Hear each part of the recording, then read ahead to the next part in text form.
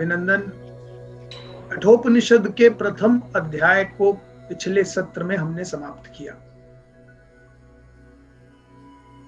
आज द्वितीय अध्याय, जिसमें पुनः 3 वल्लियां हैं, उसके प्रथम वल्ली पर हम चर्चा करेंगे। किंतु इससे पहले कि कठोपनिषद की द्वितीय अध्याय की प्रथम वल्ली पर हम चर्चा प्रारंभ करें, जो पिछले सत्र में हमने चर्चा की उसके विषय में थोड़ा एक रिमाइंडर देना जरूरी है, जिससे कि आपको लिंक समझ में आए। तो पिछले सत्र में जब नचिकेत ने भगवान यमराज से ये पूछा कि ये ब्रह्म तत्व को प्राप्त करना इतना कठिन क्यों है, क्या वजह है कि देवता, ऋषि, मुनि, बड़े बड़े तपस्वी इस तत्व ज्ञान को प्राप्त करने में असमर्थ रहे हैं? क्या कारण है? और आपको स्मरण होगा कि तब यमराज ने नचिकेत से कहा कि ब्रह्म तत्व को पाना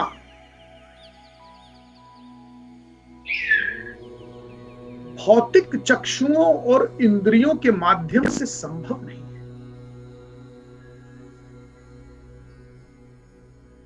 और उसका कारण है कि ब्रह्म तत्व का कोई स्वरूप नहीं है। कैसे देखोगे, कैसे पहचानोगे? उनका कोई खुशबू नहीं है, कोई गंध नहीं है, तो कैसे सूंघोगे? कोई रूप नहीं है, कोई गंध नहीं है, कोई रस नहीं। वे शब्दों से परे हैं, तो शब्दों के माध्यम से तुम उन्हें प्राप्त नहीं कर सकते।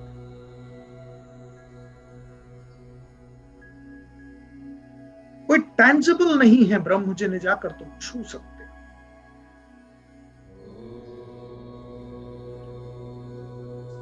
तो जो श्लोक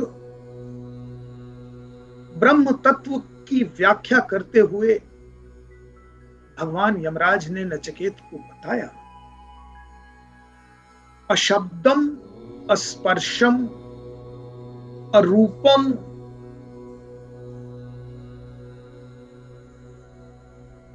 अगंधव्य च यत्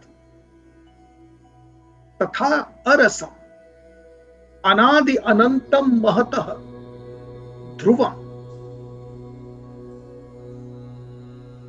जिसकी कोई बिगिनिंग नहीं है। There is no beginning, अनादि, there is no end, अनंत, कोई अंत नहीं है। महतः ध्रुवम, महतः परम ध्रुवम। ध्रुव का अर्थ होता है एकमात्र सत्य, जो अडिग है, जो अकाट्य है। तो ऐसे परम ध्रुव इस ब्रह्म को इन भौतिक इंद्रियों से प्राप्त नहीं कर सकते, क्योंकि जिसको जो ज्ञानेंद्रियां हैं, कर्मेंद्रियां हैं, उनकी एक लिमिट है।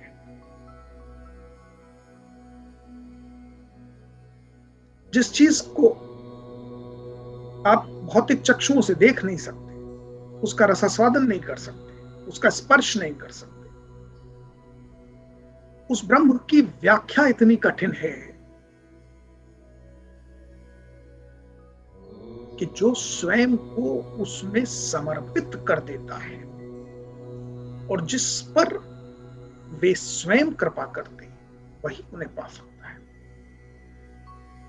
ये हमने द्वितीय वल्ली में सारी व्याख्या देखी। अब नचिकेत कहता है कि अगर मेरे इन भौतिक संसाधनों की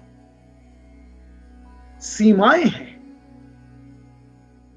लिमिट्स हैं, और ब्रह्म तत्व को प्राप्त मुझे करना ही है, तो मैं करूं क्या?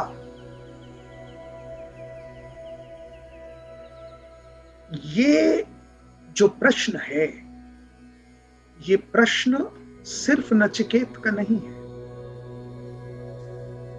ये हमारा और आपका भी प्रश्न है कि यूं तो समझ लिया कि ब्रह्म को पाना कठिन है, आसान नहीं है, किंतु मार्ग क्या है?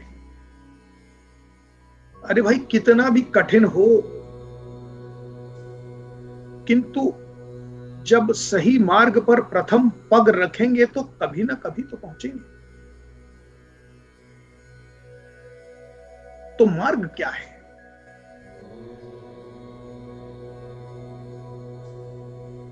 यमराज द्वारा नचिकेत को इस विषय में जो ज्ञान दिया जा रहा है कि वो परिचित करा रहे हैं ब्रह्म से। अभी तक तो under the process of elimination ये बताया कि क्या क्या ब्रह्म नहीं है। जो तृतीय वल्ली में, प्रथम अध्याय की तृतीय वल्ली तक आपने अभी तक यमराज द्वारा ये जाना कि what is eliminated, that this is not Brahma, which cannot be confined to शब्द, स्पर्श, गंध, रस इत्यादि। Now in this प्रथम अध्याय of द्वितीय वल्ली, Yamaraj is going to define Brahma and also going to tell you methods to reach to the Brahma.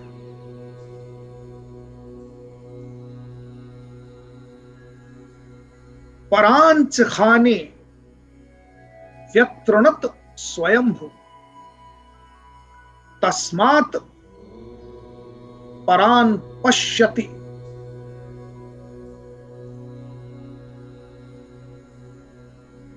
परान का मतलब होता है बाहर, आउटसाइड।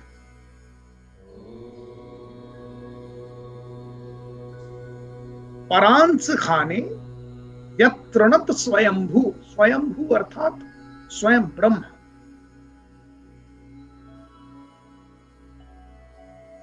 तो यमराज कहते हैं,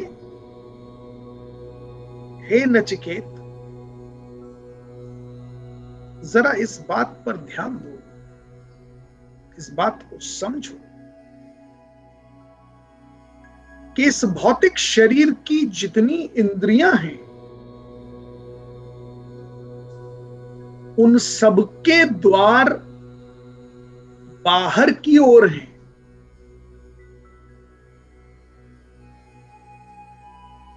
बात को समझिए, बाहर की ओर है अर्थात you can only go outside from these doors of your ज्ञानेन्द्रिय। परांच खानी व्यतृणत स्वयंभू, स्वयंभू ने ये सारी जो इंद्रियां हैं भौतिक शरीर की, उन्हें बाहर की ओर ही बनाया है। अब आप देख लीजिए, जो आपकी आंखें हैं, नेत्र है, चक्षु है, वे बाहर की ओर ही देखते हैं। सारी सृष्टि को आप इन नेत्रों के माध्यम से देख सकते हैं। आपके कर्णेंद्रियां जो है, कान जो है, they can listen the sound from outside your body.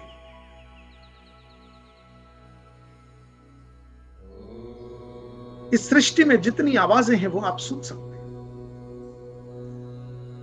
इस सृष्टि में उत्पन्न होने वाले पदार्थों को आप छू सकते हैं, उन्हें सूंघ सकते हैं, उनका स्वाद ले सकते हैं। ये सब कुछ बाहर जो कुछ है उन्हीं का उपयोग इन इंद्रियों के माध्यम से हो सकता है। किंतु परम ब्रह्म परमेश्वर तो आपके हृदय में, अंतःस्थल में विराजमान है।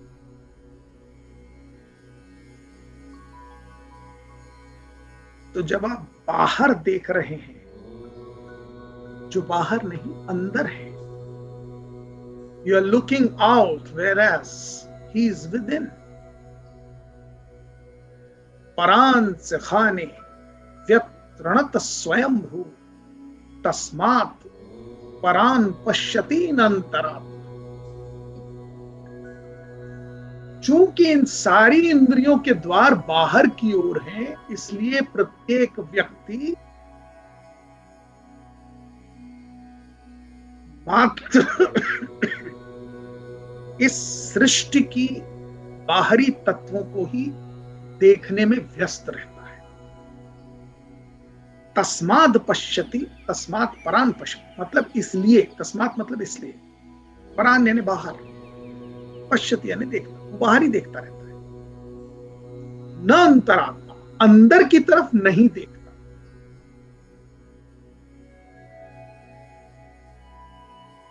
कश्चिधीरा प्रत्यगात्मानं ऐक्षत। Listen the words very carefully. कश्चिधीरः प्रत्यागात्मन ऐक्षत आवृत चक्षु अमृत तत्वम मिच्छिने। अर्थात किंतु जो बुद्धिमान व्यक्ति हैं, विवेकशील व्यक्ति हैं, जो इस मनुष्य शरीर का ऑप्टिमम यूज करना चाहते हैं, इस योनि में जो जन्म मिला है उसका पूरा पूरा उपयोग करना चाहते हैं। कश्च धीरा मतलब जो बुद्धिमान पुरुष, कश्च धीरा मतलब जो बुद्धिमान पुरुष, ऐसे जो लोग हैं, प्रत्यगामात्मन ऐक्षत आवृत चक्षु, वो अपने नेत्रों को और बाकी सारी इंद्रियों को आवृत यानी पलट देते हैं, उल्टी तरफ कर देते हैं। यानी जितनी इंद्रियां जो बाहर की तरफ देख रही हैं, उन्हीं इंद्रियों को रिवर्स कर लेते हैं। कैसे रिवर्स कर लेते हैं? अभ्यास से।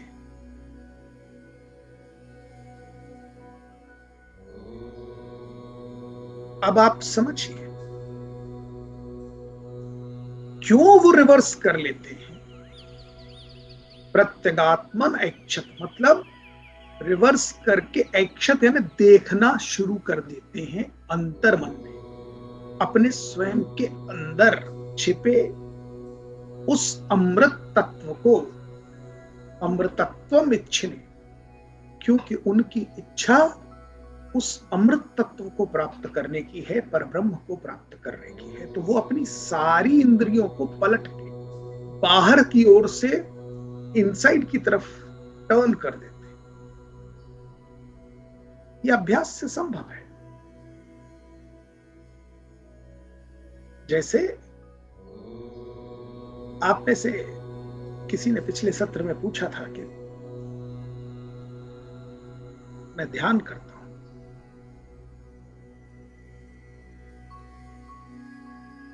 तो ध्यान का उद्देश्य क्या है? क्यों आदमी ध्यान करता है? यही प्रत्यगात्मानम ऐक्षत, ये उद्देश्य है ध्यान का।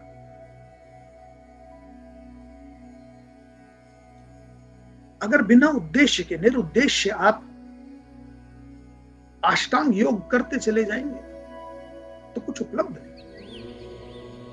उपलब्धि के लिए उद्देश्य होना आवश्यक है, और उस उद्देश्य को प्राप्त करने की उत्कंठा हो, निरंतर अभ्यास हो। तो धीरे धीरे धीरे धीरे आपकी ये सारी इंद्रियां रिवर्स टर्न हो जाती हैं।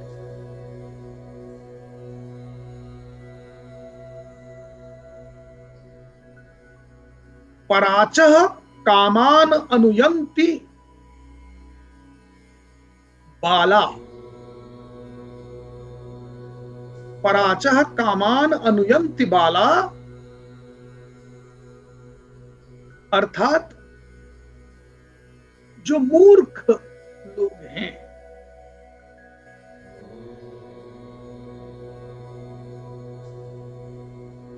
जो इस मनुष्य योनि में प्राप्त जन्म की वैल्यू नहीं करते,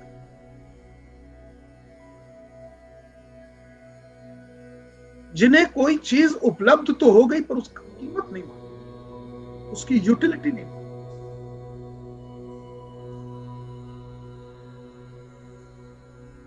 और ऐसी बहुत सारी चीजें हम सबके जीवन में होती हैं कि हमें मिल जाता है लेकिन हमें यूटिलिटी नहीं मालूम, उपयोगी नहीं मालूम। इसी प्रकार ये मनुष्य योनि हमें प्राप्त हो गई अपने पूर्व जन्म के कर्मों से, पुण्यों से, किंतु इस जन्म में आके हम भटक गए। हम उसका पूर्ण उपभोग नहीं कर रहे।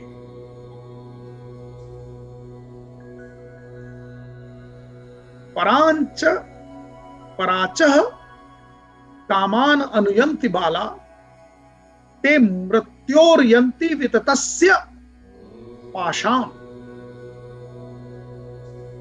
ऐसे लोग जो इस तरह के मूर्ख लोग हैं,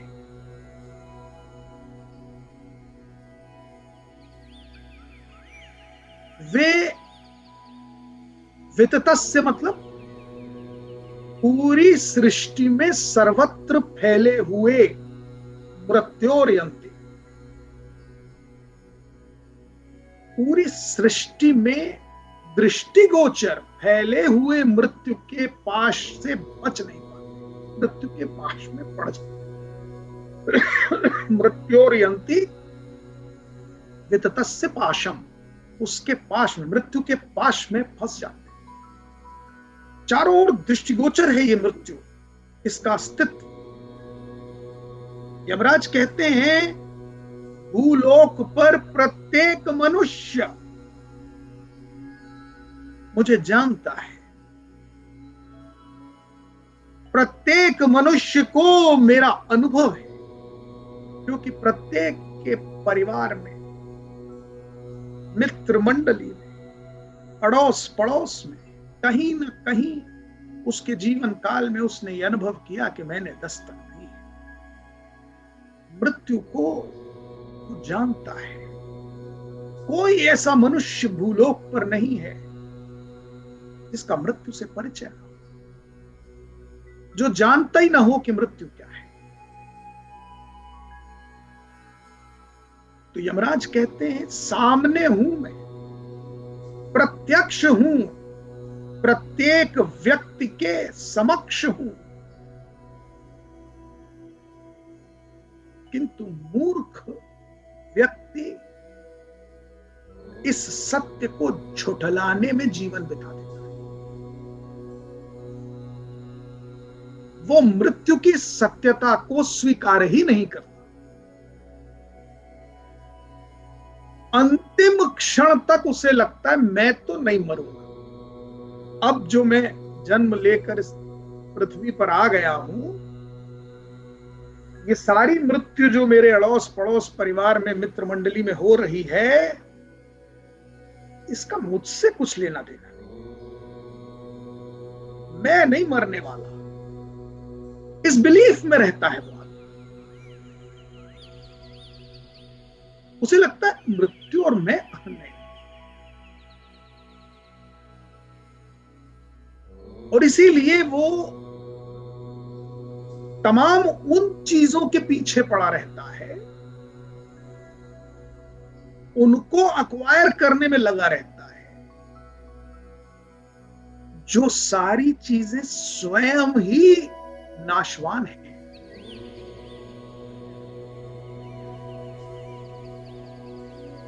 आप इंट्रोस्पेक्ट करिए, विचार करिए,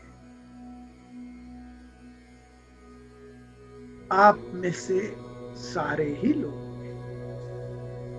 अपने जीवन काल में बहुत सा धन कमाया होगा, उस धन से मकान, दुकान, घोड़ा, गाड़ी, हीरे जवाहरात, क्या ने क्या क्या एक्वायर कर लिया होगा।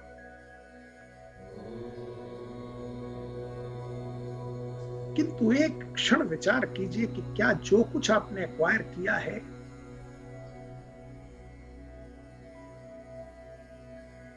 वो सदैव रहने वाला है या नाशवान है।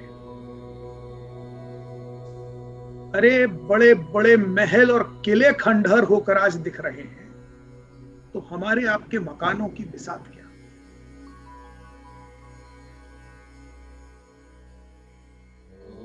जो किसी जमाने में बड़ी मूल्यवान गाड़ियां थीं, वो आज म्यूजियम में रखी हैं, धूल खा रही। उन्हें सिर्फ देखते हैं कि कभी ये भी थी। क्या कोई निरंतर है ऐसी जो 100 साल पुरानी गाड़ी आपने ली हो और वो चल रही? अरे मैन मेड चीजों को छोड़ दीजिए, इवन जो ये सृष्टि है, ये जो प्रकृति है, इसकी कौन सी चीज परमानेंट है, निरंतर है? बचपन में जो पेड़ देखा होगा वो गिर गया आज, और जो आपने एक छोटा सा पौधा लगाया वो पेड़ बन गया। जिस मैदान में आप खेले होंगे आज वहां अट्टालिकाएं, बिल्डिंगें बन गई, सड़क का स्वरूप बदल गया, झरनों की दिशा बदल गई, नदियों की दिशा बदल गई, सब चीज नाशवान है, सब बदल रही है, परिवर्तनशील है। और देखिए, पराचह कामान यनुयंती, ये इन्हीं चीजों में जो है बाला अर्थात मूर्ख व्यक्ति, कम बुद्धि का, मंद बुद्धि व्यक्ति इन्हीं चीजों को एक्वायर करने में लगा हुआ है, इकट्ठा कर रहा है, खुद के लिए पर्याप्त धन संपदा, मकान, दुकान, घोड़ा, गाड़ी, हीरे जवाहरात जब इकट्ठे हो जाते हैं, तत्पश्चात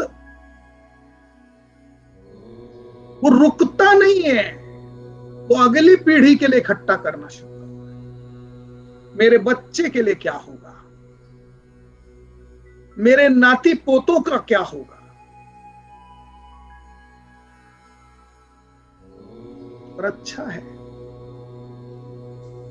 वो इतना सब अक्वायर करके रखता है पीढ़ियों के लिए, तो विल बनवाता है, हमारे पास आता है, उसमें से कुछ अंश हमें दे देता है फीस में। जो विल बनवाने की भी तैयारी नहीं करता, उसको लगता है मैं कोई मरने वाला हूं, मैं काय को विल बनाऊं। वो हमारे लिए और भोजन का इंतजाम कर जाता है, क्योंकि जो विल भी नहीं बनाता उसकी संपत्ति के बारे में उसके वारिसों के झगड़े होते हैं और वो सब कोर्ट में आते हैं, और उस बंदर बाट में हमारे घर का चूल्हा जलता है, हमको भोजन मिलता है।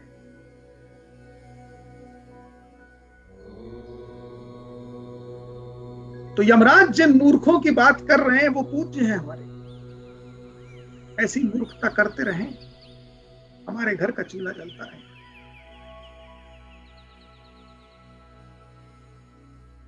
क्योंकि इस प्रवचन के माध्यम से तो चूल्हा नहीं जल रहा है, अभी तक तो नहीं जल रहा है, भविष्य का पता नहीं।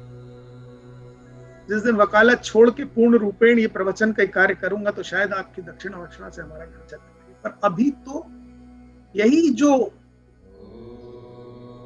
सब संपत्ति इकट्ठी कर करके नाशवान चीजों को इकट्ठा कर रहे हैं और अगली पीढ़ी को भी बता के जा रहे हैं कि बेटा ये सब तुम्हारा है, वो भी उसी में लगा हुआ है, अच्छा है।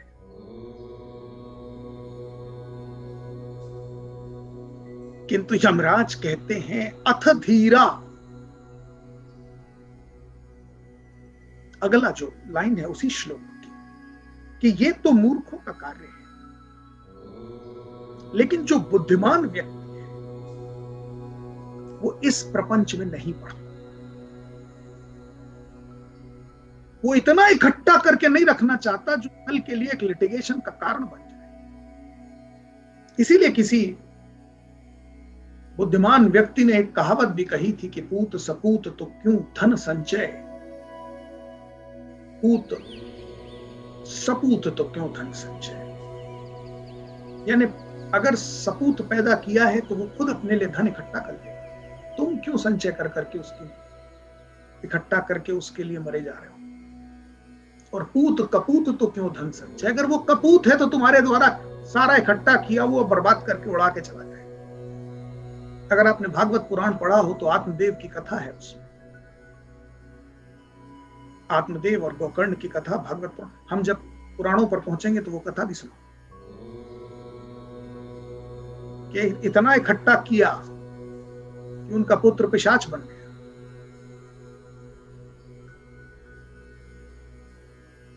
तो अथ धीरा, जो बुद्धिमान व्यक्ति हैं वो इस प्रपंच में नहीं पड़ते। अमृतत्वम विदित्वा, वो विदित्वा अर्थात वो जान लेते हैं ये सब तो नाशवान है, ये मेरे पास मैं इकट्ठा किए जा रहा हूं, न मेरे किसी काम का है और न मेरे नाती पोते, ये सब उनके जीवन में भी नष्ट हो जाने वाला है। तो वो ये जानकर अमृत तत्व के पीछे, उसको अक्वायर करने के पीछे चल पड़ते हैं।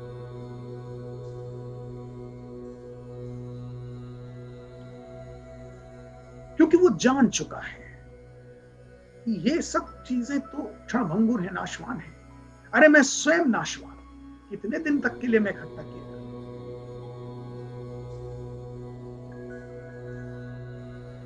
और हवस का कोई अंत तो होता नहीं। लाख इकट्ठे हो जाएं तो करोड़ की चिंता होती है, करोड़ इकट्ठे हो जाएं तो आदमी सोचता है 10 करोड़ हो जाते तो और अच्छा था, 100 करोड़ होते तो और अच्छा था। ऐसे बहुत सारे मित्र मुझे मिलते हैं जो कहते हैं अरे यार जाने क्या ये टाटा बिरला करते हैं, हमें तो 10 करोड़ मिल जाए जीवन सेट है। वो ये नहीं जानते कि जिस दिन 10 करोड़ होगा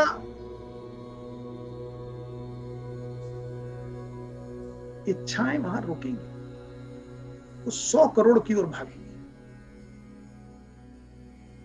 जिस दिन 100 करोड़ हो जाएगा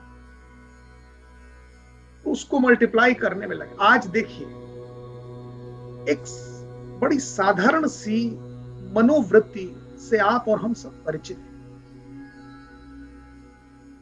कहीं से आपको 10 लाख रुपया इकट्ठा मिल जाए, जो ये कहते हैं कि अरे बस इतना मिल जाए तो जीवन सेट है, मैं तो आराम से रहूंगा, जैसे ही मिल जाता है वो एवेन्यूज ढूंढता है, कहां इन्वेस्ट करूं, कैसे मल्टीप्लाई करूं। जाने कब के लिए मल्टीप्लाई कर रहा है।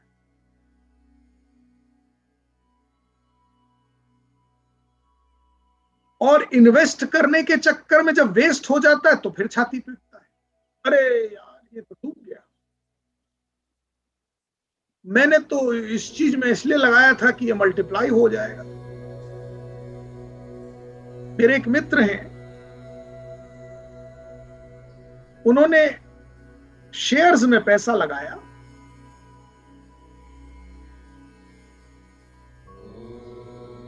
भगवान की बड़ी कृपा हुई उनके ऊपर, लक्ष्मी जी प्रसन्न हुई, उनके 10 लाख रुपए जो शेयर्स में उन्होंने लगाए थे वो बढ़कर 36 लाख हो गए। लगाया था तो सोचा था कि बस 1.5 गुना हो जाए, बहुत है, 10 का 15 हो जाए। लक्ष्मी जी ने कहा नहीं बेटा, मैं 4 गुना कर देती हूं, तुम 1.5 गुना क्यों? तो 10 का 20 नहीं, 30 नहीं, 36 हो गया। बड़ी प्रसन्नता से आकर मुझे बताते थे, देखिए सर 36 हो गया। मैंने कहा बहुत बढ़िया, आपका तो कार्य हो गया, इच्छित कार्य, अब आप डिसइन्वेस्ट कर लीजिए, पैसा अपना उपयोग कर लीजिए। अरे नहीं नहीं नहीं नहीं सर, यही तो आप मिस्टेक कर रहे हैं, ये तो बढ़ रहा है ना, अभी और बढ़ेगा। अरे मैंने कहा भाई कोई हनुमान जी की पूछा क्या, अनाद है अनंत है, कोई बढ़ती चली जाएगी, कपड़ा खत्म हो जाएगा। मैंने कहा समझदारी नहीं है, लालच है। अरे नहीं सर, ठीक है आप बहुत कह रहे हैं, विद्वान व्यक्ति, तो 40 जिस दिन हो जाएगा मैं बेच दूं। मैंने कहा अच्छी बात है।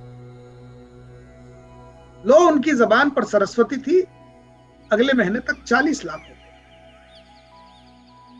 मैंने फिर याद दिलाया, लो भैया तुम्हारी इच्छा पूरी हो गई, भगवान ने 40 कर दिया, अब बेच दो। मैंने बराबर है आपका, एकदम बराबर है, लेकिन सर अभी अपवर्ड ट्रेंड है, ये 50 तक भी जा सकता है।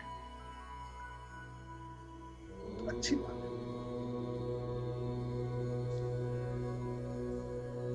दुर्भाग्य से मार्केट गिर गया और लुढ़क के 25 लाख पर आ गया।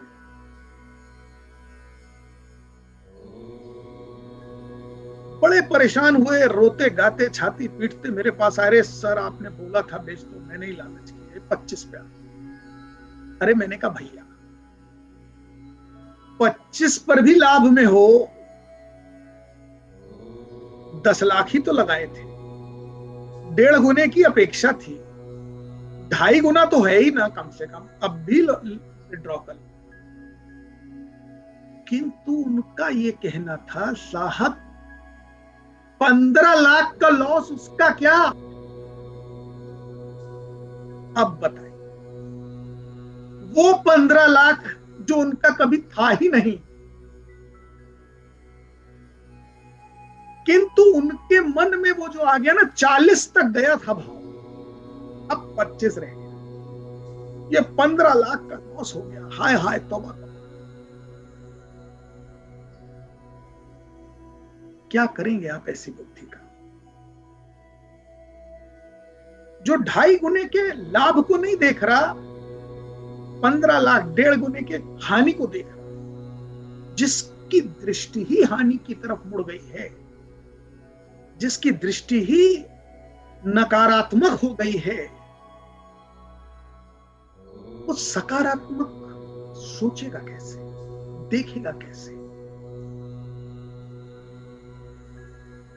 और ऐसे लोगों के विषय में यमराज कहते हैं कि बुद्धि पर भ्रष्टता अपनी सत्ता बना लेती, बुद्धि भ्रष्ट हो जाती, बुद्धि नष्ट हो जाती। व्यक्ति 10 का 25 पाकर भी 15 को कोस रहा है, 15 की याद कि हाय मेरे 15 का लॉस हो गया। ये मनोवृत्ति।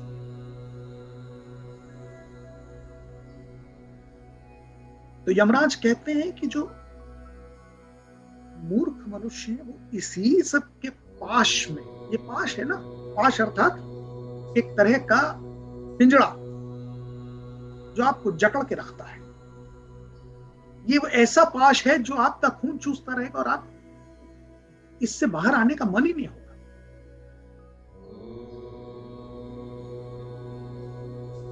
तो यमराज कहते हैं किंतु जो बुद्धिमान लोग हैं वो इनमें फंसते नहीं। ध्रुवम ध्रुवेशु ही न प्रार्थयन्ते,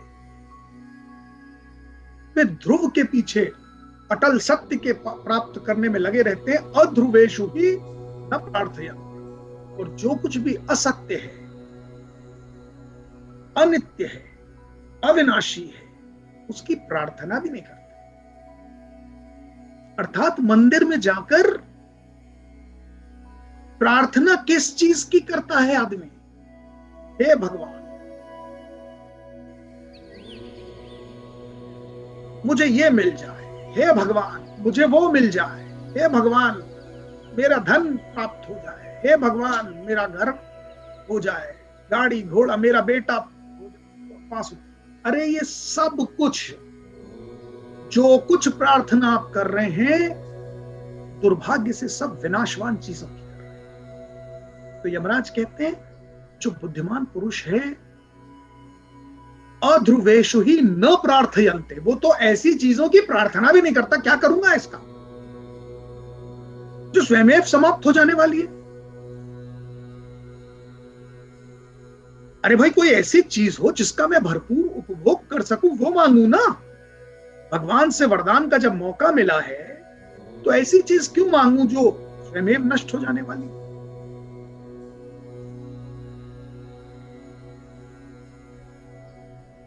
अगले श्लोक में यमराज कहते हैं कि ये जो रूप रस गंध इत्यादि से अतीत है, इन सब से परे है।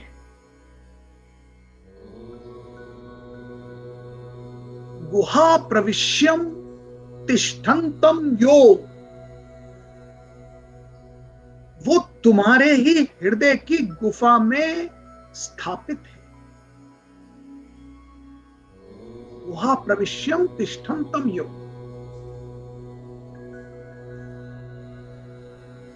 कहीं और जाने की, बाहर क्यों देख रहे हो? Turn your eyes with in, look with in.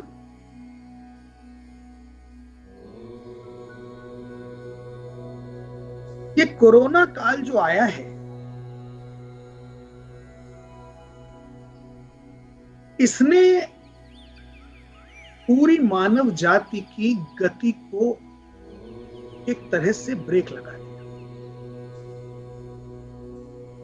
सब भागे जा रहे थे, सब भागे जा रहे थे, कहां किस चीज के लिए भागे जा रहे थे वो भी पता नहीं था। Non stop they were pursuing without knowing what do they pursue. They never had time to sit, to ponder, to think as to what is the purpose. अब ये एक अच्छा मौका आया है। चहुओं और लॉकडाउन है, कहीं जा नहीं सकते, कहीं आ नहीं सकते। जीवन की आपाधापी से आपको एज इफ प्रभु ने मुक्ति दी। शांति से बैठो, विचार करो कि क्या कर रहे हो भाई, जीवन कहां ले जा रहे हो। क्षण प्रति क्षण जीवन बीत रहा है, हर एक सांस व्यर्थ हो रही है, उपयोग तो कर लो। तो आप देखिए मनोवृत्ति, इतने बड़े संदेश को भी कोई गैदर नहीं कर रहा। जिससे बात करो, जिसका फोन आए, वो एक ही बात करता, बहुत बोर हो गए। मुंबई में एक बोरियत के लिए शब्द का उपयोग होता है कंटाला। हर एक व्यक्ति कह रहा है साहब बहुत कंटाला आ गया। मैं कहता हूं कुछ तो आया, सद्बुद्धि नहीं आई तो कंटाला आ गया। ये जो भागे जा रहे थे आपाधापी में, कभी रुक के बैठ के सोचा था कि कहां जा रहे हो, क्या लाभ है उससे?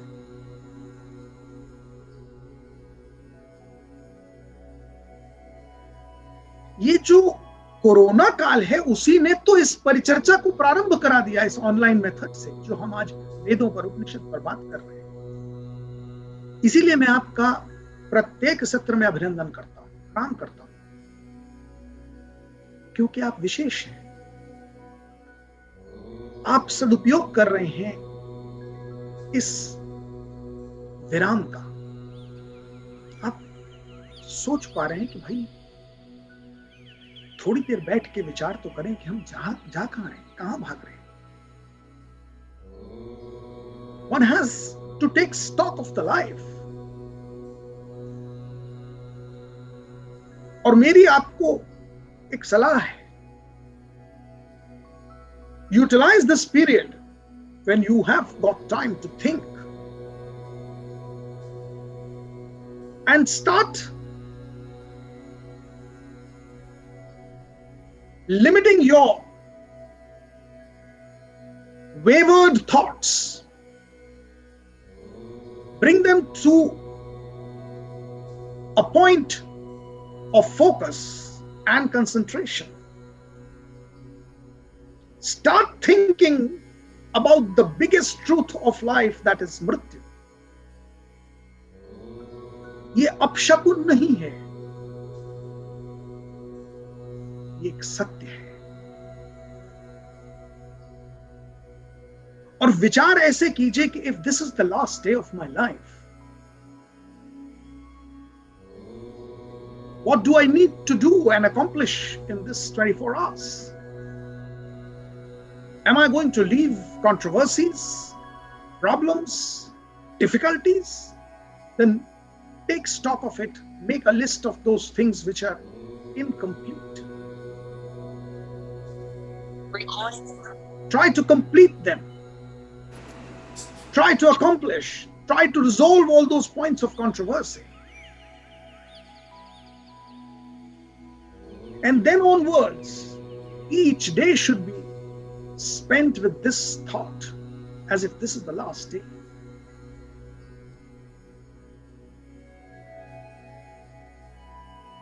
See how light you would feel.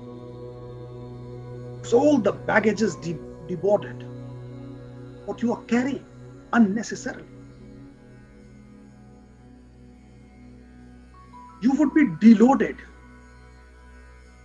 as if you are prepared for the next journey without much baggage. Try it. And the moment you will start accepting the biggest truth of the life, you would be fearless. There would be fear. The entire fear is, ये छूट गया तो, वो छूट गया तो, ये लुट गया तो, वो लुट। अरे भाई, win over your fears.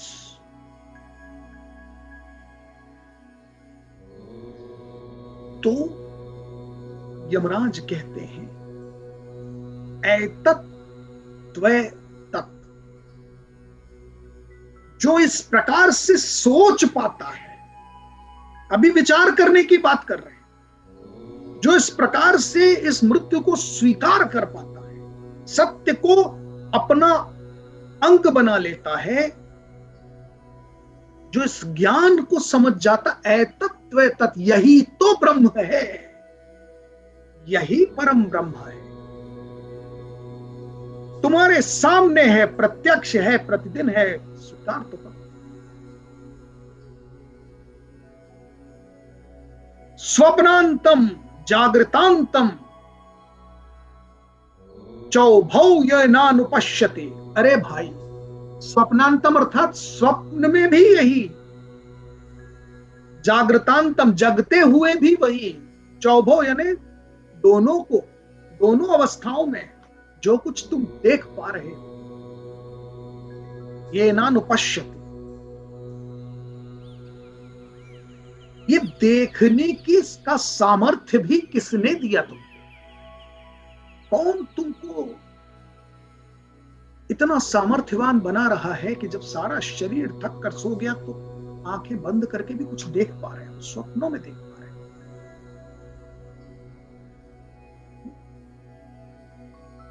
महानतम विभुम आत्मानम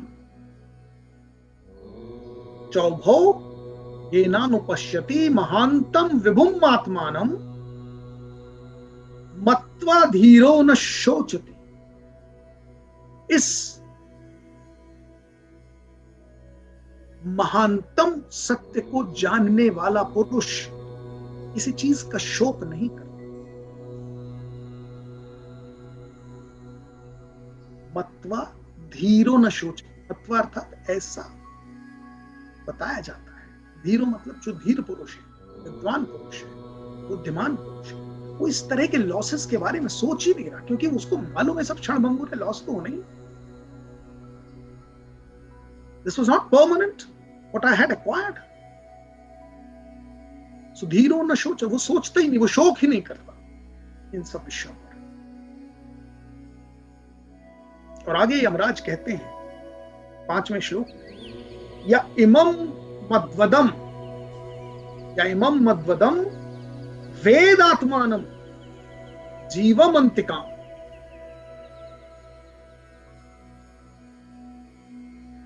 मद्वदम मतलब होता है कर्मों का फल देने वाला। जीवमंतिकाम जीवन देने वाला। ये जो कोई भी है, वेदम आत्मा, जो कोई भी है उसे जो जान जाता है, जो समझ जाता है। ईशानम भूत भवस्यः, ईशानम भूत भव्यस्य, जो भूतकाल पर, वर्तमान काल पर, भविष्य में जिसकी सत्ता कायम है, जो शासन करता है आपके जीवन के प्रत्येक काल पर। न ततो विजिगुप्सते एतद्वेतम्, जो व्यक्ति उस परम ब्रह्म परमात्मा के सत्य को जान लेता है, न ततो विजुगुप्सते,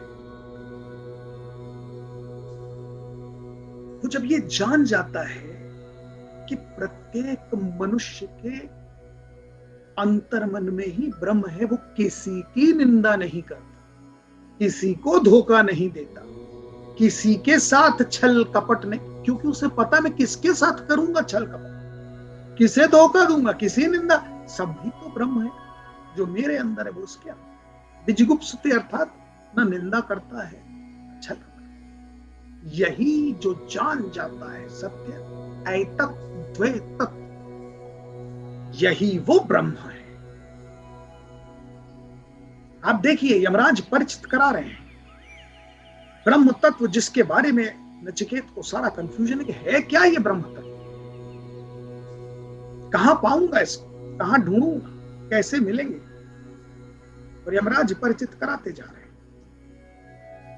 या पूर्वम तपसो जायत अदभ्य,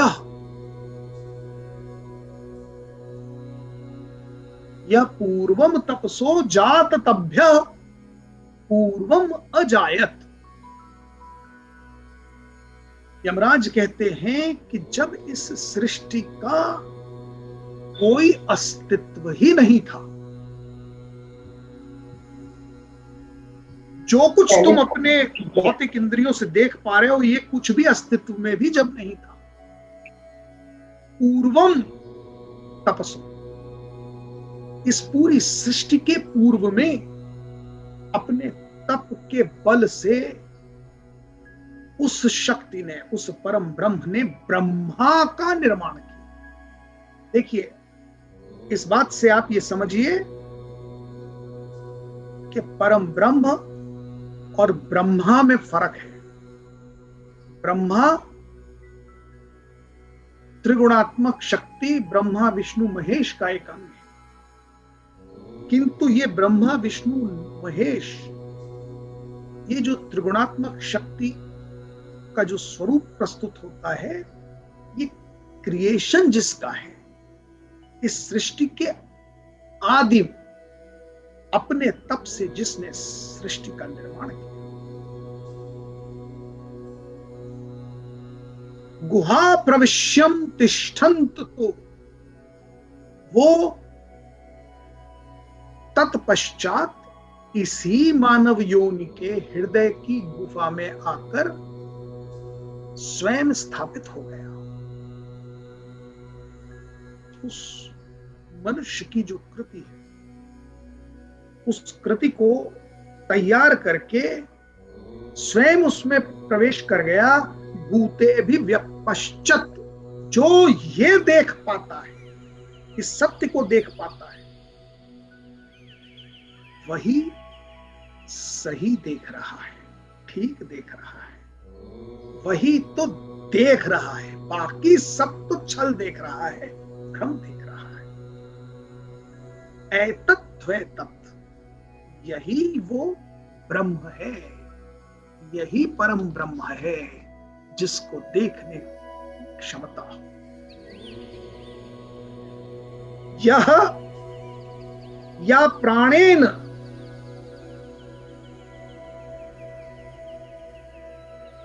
यह प्राणेन संभवत तदिति देवतामयी,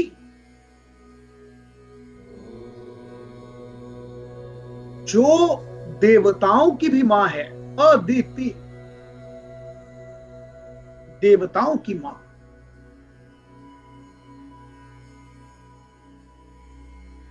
जो इन परम ब्रह्म परमेश्वर की मात्र तप से, इच्छा शक्ति से उत्पन्न हो गई, वह शक्ति भी ब्रह्म का स्वरूप है। उसी शक्ति ने देवताओं से लेकर मनुष्य तक जो कुछ जन्म लेता है, वह स्वयं वहां प्रविश्य तिष्ठन्तीम, या वह स्वयं उस मनुष्य के हृदय की गुफा में प्रवेश करके वहीं स्थापित। तत्व्यपचायत, जो ये बात, ये सत्य जान लेता है, समझ लेता है, तत्त्वै तत्, एतत्त्वै तत्, यही वह ब्रह्म है। आप देखिए, अलग अलग तरीकों से, अलग अलग उपमाओं को देकर यमराज नचिकेत को समझाने का प्रयास करें। ये थोड़ा सा आपको गूढ़ लग रहा होगा, कंफ्यूजिंग लग रहा होगा, पर है बहुत सरल। बात को मैं समझाता हूं उदाहरण देकर। भाव को समझिए, शब्दार्थ तो समझ लिया। भाव ये है कि जो यमराज नचिकेत को इंगित कर रहे हैं, जिस डायरेक्शन में ले जा रहे हैं, बात ऐसी है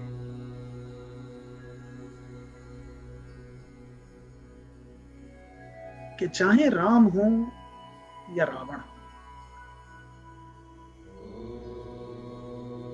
युधिष्ठिर हो या दुर्योधन, कृष्ण हो या कंस, अंतर क्या है?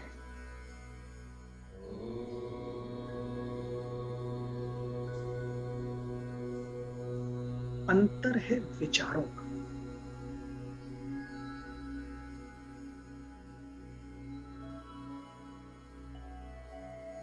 जिसके विचार परिष्कृत हैं वो राम,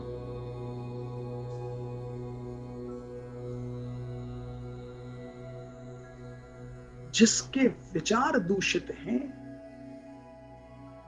वो विचार इज लीडिंग हिम टू दूषित आचरण।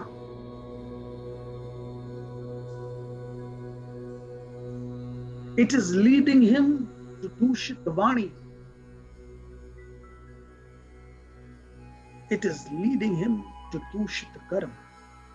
सब कुछ दूषित होता चला जा रहा है, और जब सब कुछ दूषित हो गया तो अहंकार प्रबल होता चला गया. और देखिए, अहंकार है क्या? अहंकार is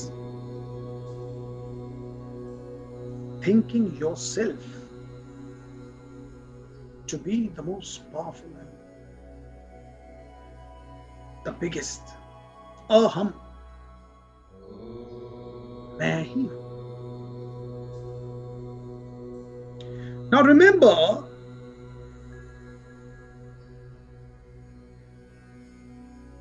there's a very little space in your heart.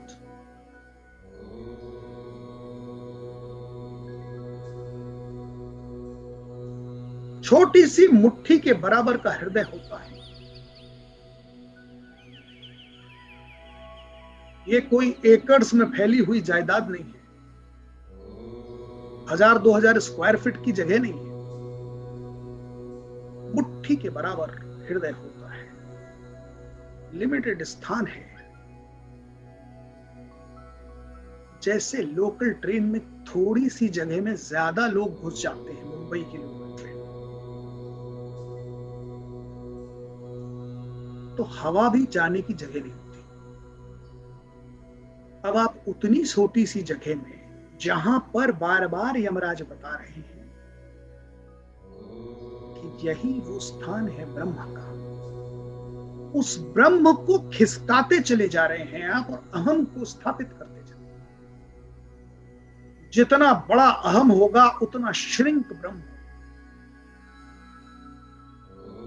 ये छोटी सी बात है, भावार्थ समझ लीजिए, इतने सारे श्लोकों का भाव समझिए.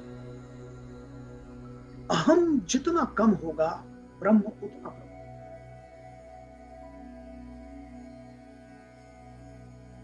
मैं जैसे जैसे समाप्त होगा, I am not important, and this I am not important is the only message of the entire Bhagavad.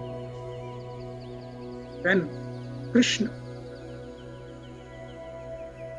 taught Arjun that you are nobody.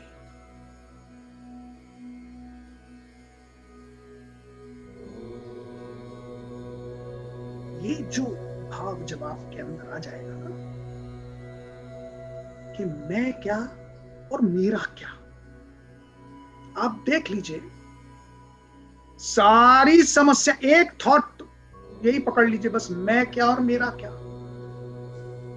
सारी प्रॉब्लम्स धीरे धीरे इवेपोरेट होने लगेगी ना. ब्रह्म प्रबल हो रहा है. You have to simply understand this point, because this is the only truth. अपने विचारों को परिष्कृत करते जाए.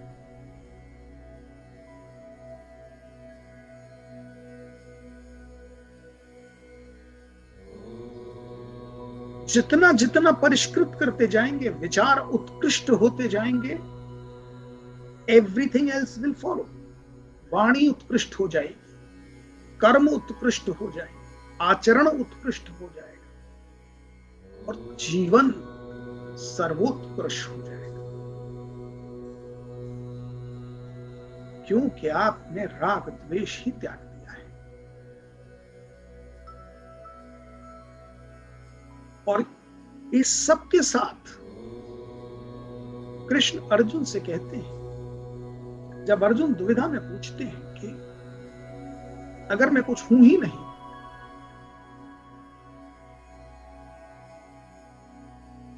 कुछ मेरा है ही नहीं, तो ये सब युद्ध क्यों करूं ये युद्ध. और तब कृष्ण कहते हैं, कर्मण्ये वाधिकारस्ते मां फलेषु कदाचन, मां कर्म फल हेतुर्भूर माते संकोष्ठ कर. तुम तो कर्म करो. ये भाव त्याग दो मैं मेरा का, कर्म मत त्याग दो। निष्काम हो जाओ पर निष्कर्म मत हो जाओ। बहुत बड़ा फर्क है दोनों। निष्कर्म होना और निष्काम होने में जमीन आसमान का।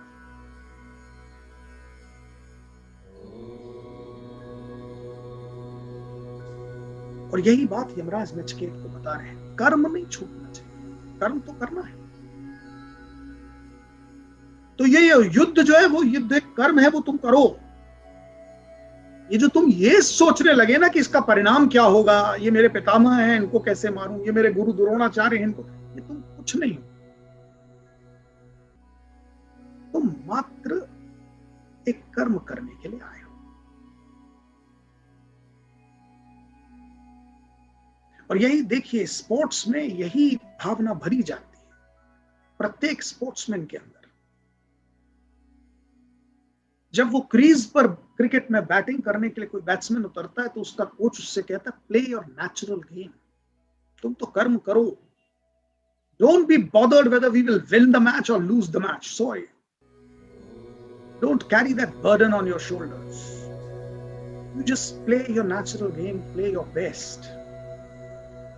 तो अपनी प्रतिभा के अनुसार कर्म करते जाओ जीवन में। निष्क्रिय नहीं हो जाना है, निष्कर्म नहीं हो जाना है, निष्काम हो जाना है, कामनाएं छोड़ दीजिए। जीवन देखिए कितना सुखमय है। सत्य को स्वीकारना, सत्य को स्वीकारने से पहले सत्य का परिचय होना आवश्यक, और यही परिचय यमराज नचिकेत के माध्यम से हम सब करा रहे हैं। आज के इस व्याख्यान को यही विराम देता हूं। अगले सत्र में इसी श्रृंखला को आगे बढ़ाएंगे और आपको बताऊंगा क्या क्या परिचय ब्रह्म का यमराज दे रहे हैं और उन्हें कैसे प्राप्त किया जा सकता है, साधन बता रहे हैं। चमत्कृत हो जाएंगे इस अद्भुत ज्ञान से, विलक्षण ज्ञान जो कठोपनिषद में प्रस्तुत है। और आपको जानकर सुखद आश्चर्य होगा कि वो पाश्चात्य विश्व जो भौतिक सुख साधनों में लगा है वो भी चमत्कृत है इस ज्ञान से। इस पर वहां ज्यादा चर्चा और रिसर्च हो रही है। तो ये विलक्षण है, ये अद्भुत है। मुझे पूरी आशा है कि आज के सत्र में आपको आनंद आया होगा। अगले सत्र में इसी ज्ञान की श्रृंखला को आगे बढ़ाएंगे। आप सबको बहुत धन्यवाद।